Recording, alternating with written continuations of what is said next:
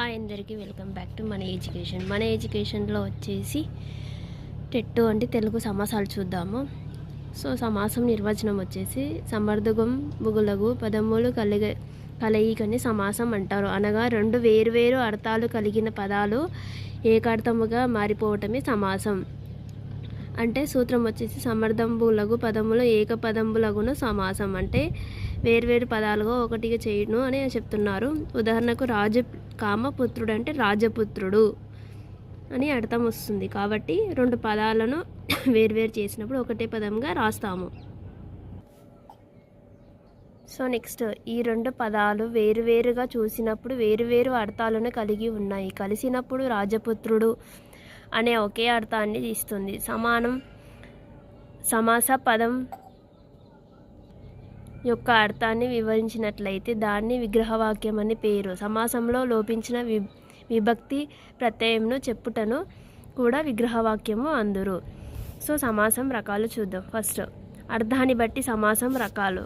First one, దానిలో ఉత్తర పద అర్ధ ప్రథమంగా కలిగినది అంటే తత్పురుష కర్మధారయ దిగు సమాసం. పూర్వపదం అర్ధ ప్రధానంగా కలిగినది అవ్యవభావ సమాసం. అది ఉభయ పదాలు అర్థం ప్రధానంగా కలిగినది అంటే బహుపద ద్వంద్వ సమాసం. అన్యప్రద అర్ధ ప్రధానంగా కలిగినది అంటే బహువ్రీహి సమాసం. సో నెక్స్ట్ వచ్చేసి శబ్దాన్ని బట్టి సమాసాలు మూడు రకాలు. ఒకటి సంస్కృతిక, నెక్స్ట్ అచ్చిక, థర్డ్ వన్ మిశ్రమ. సో అర్థాన్ని బట్టి సమాసం రకాలు. తత్పురుష సమాసం, ఇవి విభక్తుల సహాయంతో ఏర్పడతాయి. తెలుగులో మొత్తం 8 విభక్తులు ఉండగా 7 విభక్తులతోనే తత్పురుష సమాసాలు ఏర్పడతాయి. సో సంస్కృతం నుండి తెలుగులోకి ప్రవేశించిన తత్పురుష సమాసం, నన్ తత్పురుష సమాసం, వీటికే వ్యవధికరణ సమాసాలనే పేరు కలదు. తత్పురుష సమాసం. ఫస్ట్ ప్రథమ తత్పురుష సమాసం వచ్చేసి చూద్దాం. దీనికి ఏకాదేశి సమాసం అని పేరు. ఇందులో సమాసములోని పూర్వపదాలు విగ్రహవాక్యం చేయునప్పుడు తారుమారగును, షష్ఠిలో మారదు. ఇది ప్రథమ విభక్తి ప్రత్యయంతో ఏర్పడుతుంది. ఢు, ము, వు. ఉదాహరణకు మధ్యాహ్నం, హానము మధ్య భాగము, పూర్వకాలం కాలము పూర్వభాగము. నెక్స్ట్ ద్వితీయ తత్పురుష సమాసం. ద్వితీయ విభక్తి సహాయంతో ఏర్పడుతుంది. నిన్, నున్, లన్ కూర్చి గురించి. ఉదాహరణకు వచ్చేసి విద్యార్థి విద్యను అర్థించువాడు. జలధరం జలమును ధరించున్నది. సహాయ నిరాకరణము అంటే సహాయమును నిరాకరించుటను. గొంతు నొక్కి ఉండటను గొంతును నొక్కి ఉండెన్. నేల తలుపు అంటే నేలను తల్చినవాడు. థర్డ్ వన్ తృతీయ తత్పురుష సమాసం. తృతీయ విభక్తి సహాయంతో ఏర్పడేది. చేతన్ చెన్, తోడెన్ తోన్. ఉదాహరణకు బుద్ధిహీనుడు బుద్ధి చేత హీనుడు. దయ హృదయం దయతో నిండిన హృదయం. వయోవృద్ధుడు వయస్సు చేత వృద్ధుడు. అధికార దర్పం అధికారం చేత దర్పం. ప్రాణ సమానుడు ప్రాణంతో సమానమైన వాడు. కనకాభిషేకము కనకంతో అభిషేకము. వయోవృద్ధుడు సమాసానికి విగ్రహవాక్యం వచ్చేసి ఏమొస్తుంది ఆన్సర్ అంటే వయసు చేత వృద్ధుడు కదా కరెక్ట్ ఆన్సరు. సో ఇది 2017లో వచ్చిన TRT క్వశ్చన్కి ఇది. ఫోర్త్ వన్ చతుర్థి తత్పురుష సమాసం. చతుర్థి విభక్తి సహాయంతో ఏర్పడేది. కోరుకున్ కై. ఉదాహరణకు గురు దక్షిణ గురువు కొరకు దక్షిణ. సభ భవనం సభ కొరకు భవనం. తిండి గింజలు తిండి కొరకు గింజలు. దూడ గడ్డి దూడ కొరకు గడ్డి. భూమి శిస్తువు భూమి కొరకు శిస్తువు. పొట్టకూడు పొట్ట కొరకు కూడు. నెక్స్ట్ ఫిఫ్త్ వన్ పంచమ తత్పురుష సమాసం. అంటే పంచమి తత్పురుష సమాసం. పంచమి విభక్తి సహాయంతో ఏర్పడేది. వలనన్ కంటెంట్ పట్టి. ఉదాహరణకు పాలభీతి పాపం వలన భీతి. జన్మ విముక్తి జన్మము వలన విముక్తి. చొరభయం చోరుని దొంగల వలన భయం. ప్రాణాధికారులు ప్రాణం కంటే అధికుడు. సిక్స్త్ వన్ తత్పురుష సమాసం. షష్ఠి విభక్తి సహాయంతో ఏర్పడుతుంది. కిన్ కున్ యొక్క లోపన్. ఉదాహరణకు లక్ష్మీపతి లక్ష్మి యొక్క పతి. రాజభటుడు రాజు యొక్క భటుడు. రామబాణం రాముని యొక్క బాణం. సత్యదూరం సత్యంనకు దూరం. మహిపతి మహికి అంటే భూమి, పతి అంటే విష్ణువు. గురుశ్రేష్ఠుడు అంటే గురువులతో శ్రేష్ఠుడు. సెవెంత్ వన్ సప్తమి తత్పురుష సమాసం. సప్తమి విభక్తి సహాయంతో ఏర్పడుతుంది. అందునన్ దేశము భక్తి, దేశమునందు భక్తి. వాదన పటిమ, వాదన ఎందు పటిమ. నోటు తెలుగులో అత్యధికంగా వాడుకలలో ఉన్న సమాసం షష్ఠి మరియు సప్తమి సమాసం. సో ఎక్కువగా ఇంపార్టెంట్ షష్ఠి మరియు సప్తమి సమాసం. సో నెక్స్ట్ 8 నన్ తత్పురుష సమాసం. సంస్కృతం నుండి తెలుగులోకి వచ్చిన సమాసం నన్ తత్పురుషం. ఇది వ్యతిరేకార్థాన్ని కలిగినది. నన్కు అచ్చుపరమైతే నన్ ఆ స్థానంలో, నన్ స్థానంలో అన్, ఇన్. నన్కు హలు పరమైతే నన్ స్థానంలో ఆ వచ్చి చేరుతుంది. ఉదాహరణకు అసత్యం నన్ ప్లస్ సత్యం, సత్యం కానిది. అధర్మం నన్ ప్లస్ ధర్మం, అధర్మం కానిది. ఆనందం నన్ ప్లస్ అంతం, అంతం లేనిది. అనరాధరణం నన్ ప్లస్ ఆదరణం, ఆదరణం కానిది. అసాధ్యం సాధ్యం కానిది. మధ్యాహ్నము అజ్ఞానం అనే ఈ వాక్యానికి సమాసం ఏమొస్తుందంటే ప్రథమ తత్పురుషం నన్ తత్పురుషం. ఇది వచ్చేసి 2016లో ఫస్ట్ ఎడ్జిటి వాళ్ళకు వచ్చిన క్వశ్చన్. నెక్స్ట్ 9th లుక్ సమానం, అలుక్ సమానం. తత్పురుష సమాసంలో విభక్తి ప్రత్యయం లోపించిన సమాసాలకు లుక్ సమాసానికి పేరు. విభక్తి ప్రత్యయం లోపించకుండా ఉంటే ఆ సమాసాన్ని అలుక్ సమాసం అంటారు. విభక్తి ప్రత్యయం అర్ధభాగం కలుగుతుంది అన్నప్పుడు లోపించదు. తెలుగులో వాడుకలలో ఉండే తత్పురుష సమాసానికి లుక్ సమాసం, అలుక్ సమాసాలు ఉదాహరణకు 2. 1 నీ తోడి బలిమి అంటే నా ఎందలి కరుణ, ఫస్ట్ సెకండ్ వన్. నెక్స్ట్ కర్మధారయ సమాసం. విశేషణములకు కానీ ఉపమాన ఉపమేయములకు కానీ కలిసి ఒక పదంగా తయారు చేస్తే దానినే కర్మధారయం అంటారు. దీనిని సమానాధికరణము అని పేరు. విశేషణము అనగా నామవాచకము. విశేషములను కలిపితే ఏర్పడితే కర్మధారయాలు 3. ఫస్ట్ వన్ విశేషణ పూర్వపర కర్మధారయం. ఇందులో విశేషణము పూర్వపదంలో, విశేషము ఉత్తర పదంలో ఉంటాయి. ఉదాహరణకు చారు, సంసారం, చక్కనైన సంసారం అంటాం కదా. చారు అనేది విశేషణం, సంసారం అనేది విశేషణము. తెల్ల చొక్కా, తెల్లనైన చొక్కా. తోటి రాజులు, తొలివారైన రాజులు. ప్రియటోపము, ప్రియమైన బాట, ప్రియమైన ఆటోపం. ఉద్వేగం, ఉద్రగ తేజం, ఉద్రగమైన తేజం. పూర్ణ పురుషుడు, పూర్ణమైన పురుషుడు. పరసేన, పరుల దైన సేన. వృద్ధికార్తుడు, వృద్ధుడైన కార్మికులు. అద్భుత శక్తి అనే పదం ఈ సమాసానికి ఉదాహరణ. విశేషణ పూర్వపర కర్మధారయ సమాసం అంటే టెట్ 2017లో వచ్చింది. విశేషణం ఉత్తరపద కర్మధారయం. ఇందులో పూర్వపదంలో విశేషణం, ఉత్తర పదంలో విశేషణం ఉంటాయి. కానీ విగ్రహవాక్యం రాసేటప్పుడు విశేషాన్ని పూర్వపదంలోకి మార్చి రాయాలి. ఉదాహరణకు కార్మిక, వృద్ధుడైన కార్మికుడు. తమ్ము కుర్రలు, కుర్రలైన తమ్ములు. తామర పుష్పాలు, పురుషోత్తములు, ఉత్తమమైన పురుషుడు. విశేషణ ఉభయపద కర్మధారయ సమాసం. ఇందులో 2 పదాలు విశేషణాలుగానే ఉంటాయి. ఉదాహరణకు మృదుమధురం, మృదువైనది, మధురమైనది. దీర్ఘోదతుడు, దీర్ఘుడు ఉత్తరుడు, ధీరుడు ఉత్తరుడు. శీతోష్ణము, శీతము ప్లస్ ఉష్ణము. ఉపమాన ఉపమేయాలకు కలిపితే ఏర్పడే కర్మధారయ సమాసాలు ప్రధానంగా 3. ఉపమాన పూర్వపద కర్మధారయ సమాసం. ఇందులో పూర్వపదంలో ఉపమానం, ఉత్తరంలో ఉపమేయం ఉంటాయి. ఉదాహరణకు జుంటి, మోవి అంటే జున్ను వంటి మోవి. జుంటి అంటే ఉపమానం, మోవి అంటే ఉపమేయం. తేనె మాట, తేనె వంటి మాట. కాకి నలుపు, కాకి వంటి నలుపు. చిరుగులు కేలు, చిరుగులు వంటి కేలు. చెయ్యి, మేఘ శ్యాముడు, మేఘ వంటి శ్యాముడు. నెక్స్ట్ ఉపమానం ఉత్తరపద కర్మధారయ సమాసం. ఇందులో ఉపమానం ఉత్తర పదంలో, ఉపమేయం పూర్వపదంలో ఉంటాయి. కానీ విగ్రహవాక్యం రాసేటప్పుడు ఉపమానాన్ని పూర్వపదంలో తెచ్చి రాయాలి. ఉదాహరణకు తనులత, లత వంటి తనువు. చరణ కమలాలు, కమలముల వంటి చరణాలు. ముఖారవిందము, అరవిందము వంటి ముఖము.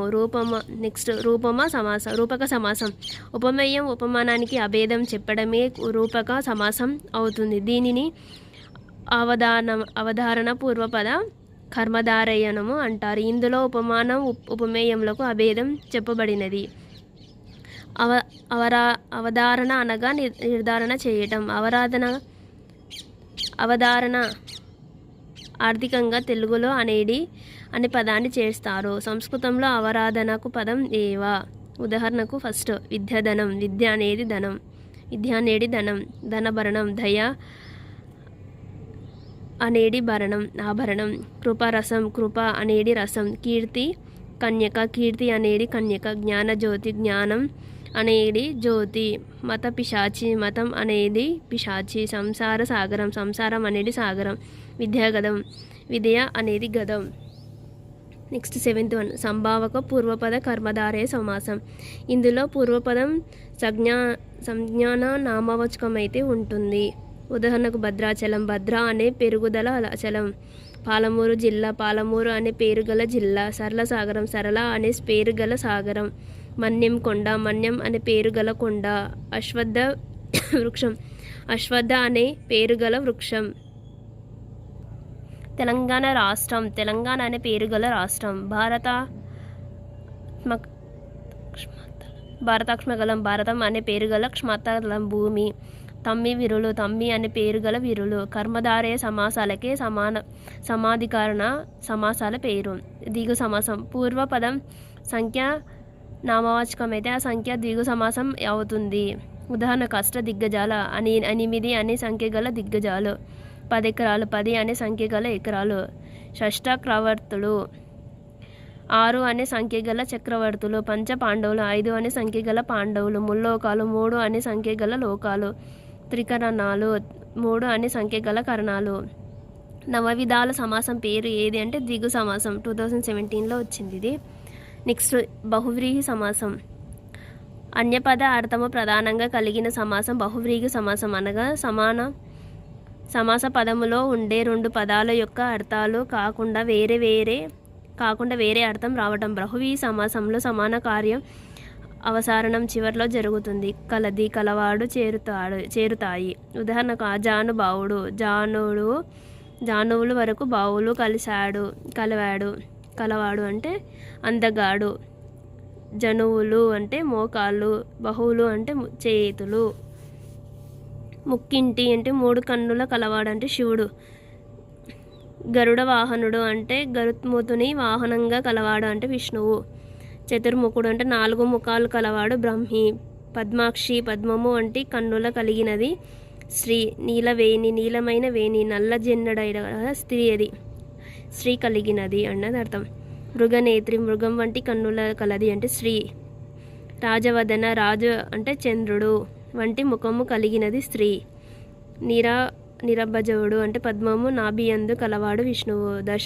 దశకంఠుడు అంటే 10 తలాల కలవాడు అంటే రావణుడు.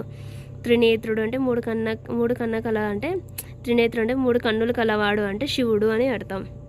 బాల వ్యాకరణంలోని ఉదాహరణలకు 4 వాయిలి ముఖములు కలవాడు పలవ. 10 వాయిలు కలవాడు రావణ బ్రహ్మ. చక్రవాణి, చక్రము పానీయందు కలవాడు విష్ణువు.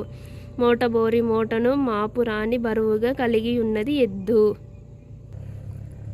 కడాలి రాజులి, కడాలి రాజుకు కుమార్తెగా కలిగినది అంటే లక్ష్మీదేవి. అలరు మేను అంటే అందమైన మేను కలిగినది అంటే స్త్రీ. విరిమేను అంటే విరువు, పుష్పాలు వంటి మేను కలిగినది. నోట్, చిన్నయ్య సూరి మేనుకు బదులు బోడి అని పేరు పొన్నాడు.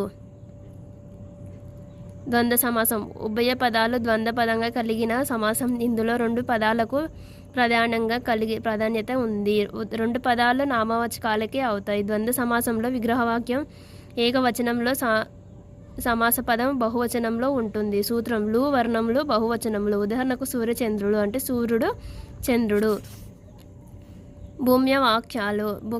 భూమ్యాక్షాలు, భూమి, ఆకాశాలు. కూరగాయలు, కూరకాయ. జీవనధనములు, జీవధనములు. భీమార్జునులు, భీముడు, అర్జునుడు. ఆటలు, పాటలు అంటే ఆటపాట. న్యాయాలు, న్యాయ, అన్యాయం. నిశాసూసికలు, నిరాశ, నుత్సహ. పెద్ద, చిన్న పెద్దలు అంటే చిన్న పెద్దలు. పెద్ద. బహుపద ద్వంద్వ సమాసం. 2 కంటే ఎక్కువ సమప్రాధాన్యంగా కలిగి పదాలు ఒక సమాసంలో ఉంటే దాన్ని బహుపద ద్వంద్వ అంటారు. ఉదాహరణకు మనోవాయియములు, మనసు, వాక్కు, కాయము. రామ, లక్ష్మణ, భరత శతజ్ఞుడు. రాముడు, లక్ష్మణుడు, భరత శతజ్ఞుడు. దినకార, పక్షమాన పత్రికలు. దినపత్రిక, వారపత్రిక, పక్షపత్రిక, మాసపత్రిక. సానదాన భేద దండోపాయ, సామము దానము భేదము దండోపాయము అని అంటారు. ఈ విధంగా డివైడ్ చేస్తూ రాయాలి అది. అవ్యవిభావ సమాసం. ఈ సమాసం పూర్వపదం అర్థం ప్రధానంగా కలిగి ఉంటుంది. అవ్యవం అనగా లింగ వచనం విభక్తి శూన్యమైనది. కొన్ని సంస్కృత అవయవాలు యథా తథా అను అపన్ అపక్వచిత్ కేవలం సంతతం సమీపం ఆద్య మిథ్య తూచ సర్వదా ఉచ్చెస్ నిచ్చెస్ ప్రతి మొదలైనవి. ఉదాహరణకు అను అనుభవంలో కులాన్ని అనుసరించి, అనుకూరూపంగా రూపాన్ని అనుసరించి, యాదాశక్తి శక్తిని అతిక్రమించక, విధిని అతిక్రమించగా, ప్రతిదినము దినము ప్రతిరోజు రోజు ప్రత్యక్షం అక్షులకు సమీపంలో, పరపరోక్షం అక్షలకు దూరంగా, పరివారం అంతా కలిసి, సకుటుంబం అంటే కుటుంబం అంతా కలిసి, అబల గోపాలం బాలుడి నుండి గోపాలుడి వరకు, అపాద మస్తకం పాదం నుండి తల వరకు, అపాద నకం పాదం నుండి గోరు వరకు. శబ్దాన్ని బట్టి సమాసం రకాలు. సాంస్కృతిక సమాసం అంటే సమాసంలో ఉండే 2 పదాలు సంస్కృతి పదాలైతే దాన్ని సంస్కృత లక్షణం చేత వచ్చే సమాసాన్ని సాంస్కృతిక సమాసం అంటారు. ఉదాహరణకు రాజాజ్ఞ, లక్ష్మీ వల్లభుడు, తటక ఉదకం. సంస్కృతి సమాసాల భేదంలో అంటే సిద్ధ సమాసం. కేవలం సంస్కృత శబ్దాలతో మాత్రమే సమాసం ఏర్పడను. ఉదాహరణకు రాజాజ్ఞ రాజు యొక్క ఆజ్ఞ, లక్ష్మీ వల్లభుడు లక్ష్మి యొక్క వల్లభుడు. సాధ్య సమాసము సంస్కృత పదాల గుండా సంస్కృతంతో సమానమైన తత్సమ శబ్దాలలో సమానం చేయటం. రాజాజ్ఞ రాజు యొక్క ఆజ్ఞ, లక్ష్మీ వల్లభుడు లక్ష్మి యొక్క వల్లభుడు. ఇందులో రాజు శబ్దం రాజుగా, లక్ష్మీ శబ్దం లక్ష్మిగా మారి తత్సమాన పదాలుగా మారాయి. అమలోద్దము దరిదాపు అను సమాస పదాలను విగ్రహవాక్యాలు. ఎగ్జిట్ 2018లో వచ్చింది ఇది. అంటే ఆన్సర్ వచ్చేసి అమలము, ఉత్తదము, దరి దాపులను. అచితిక సమాసం. 2 పదాలు అచ్చ తెలుగు పదాలైతే వాటికి తెలుగు లక్షణం చేత వచ్చే సమాసం అచ్చిక సమాసం అవుతుంది. ఉదాహరణకు రేడు అనతి, లచ్చి మొగుడు, చెరువు నీరు. మిశ్రమ సమాసం. సమాసంలో 2 పదాలను ఒకటి తెలుగు ఒకటి సంస్కృతం అయితే దాన్ని మిశ్రమ సమాసం అంటారు. ఉదాహరణకు సిరి వల్లభుడు, సిరి తెలుగు పదం, వల్లభ అనే సంస్కృతం, తాటక జలం, రేణి ఆజ్ఞ. వీడియో నచ్చినట్లయితే లైక్ చేయండి, షేర్ చేయండి, సబ్స్క్రైబ్ చేసుకోండి. ఏమైనా మిస్టేక్స్ ఉంటే కామెంట్ చేయండి. So thank you all, support చేయండి. సో టెట్కి బాగా ప్రిపేర్ అయ్యే వాళ్ళకి ప్రాక్టీస్ బిట్స్ చాలా అవసరము. నేను డైలీ ప్రాక్టీస్ బిట్స్ అప్లోడ్ చేస్తూ ఉంటాను, చూడండి. Thank you all.